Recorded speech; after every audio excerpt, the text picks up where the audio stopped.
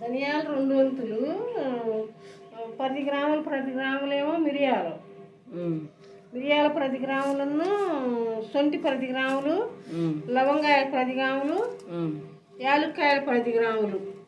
ధనియాలు ఒకటే ఎక్కువ, ధనియాలు ఒక్కటే 2 వంతులు. అయితే 10 దాల్చిన చెక్క, దాల్చిన చెక్క కూడా 10 గ్రాములు. ఇగో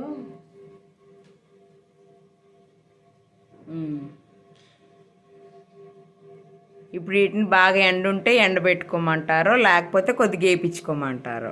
కొంచెం అట్లా చేసుకోవచ్చు.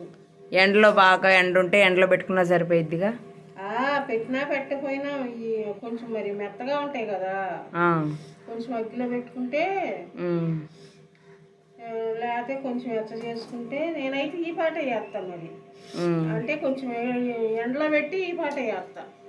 అన్ని కలిపి మిక్సీ చేసుకోవటమే. ఇక అన్ని కలిపి మిక్సీ చేసుకుని, ఇంకా జలుబుకి కానీ, దగ్గుకు కానీ, ఆయాసానికి కానీ, జలుబుకి కానీ, ఆయాసానికి కానీ ఇవి పాలల్లో పాలు మరిగేటప్పుడైనా వేసుకోవచ్చు, లేకపోతే నీళ్లు మరిగేటప్పుడైనా వేసి పాలు కలుపుకోవచ్చు, లేకపోతే టీలో డికాషన్లో అయినా వేసుకోవచ్చు.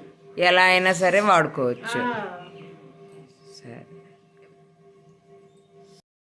టీ పెట్టుకున్న దాన్ని బట్టి వేసుకోవాలమ్మా. ఇది 1 స్పూన్ వేసుకోవచ్చు. ఇంకా టీ కొంచెం అయితే కొంచెం 1 స్పూన్లో సగం వేసుకోవచ్చు. ఒక కప్పుకు 1/2 స్పూన్ వేసుకోమంటారా? కప్పుగా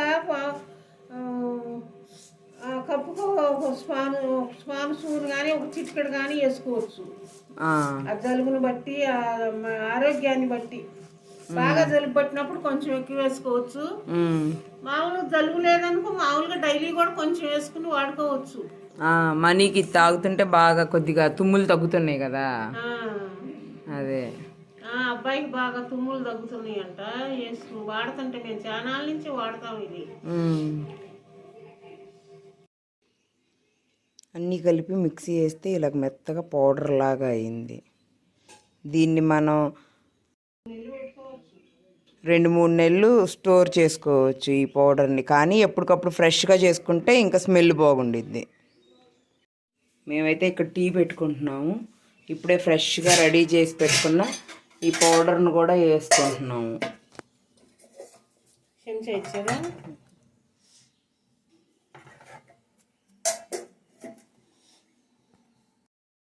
చూసారు కదా, మీకు కూడా ఎవరికైనా జలుబు, తుమ్ములు, ఆయాసం అలాగేమన్నా ఉంటే ఈ పౌడర్ని తప్పకుండా ట్రై చేసి చూడండి. ఈ వీడియో కనుక మీకు నచ్చితే మా ఛానల్ని లైక్ చేయండి, షేర్ చేయండి, సబ్స్క్రైబ్ చేయండి.